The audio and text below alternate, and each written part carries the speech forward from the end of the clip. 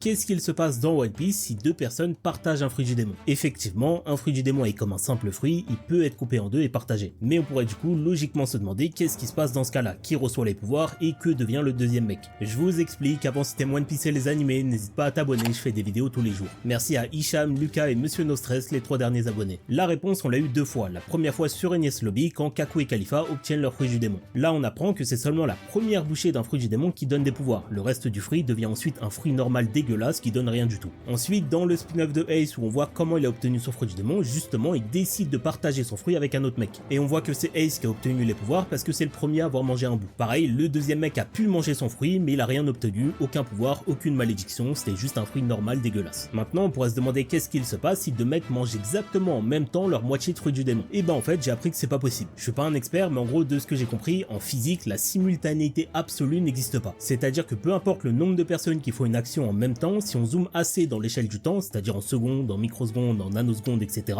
il y aura toujours une action qui a été faite avant une autre dans une échelle de temps assez petite. Les experts en physique, vous me corrigerez si besoin.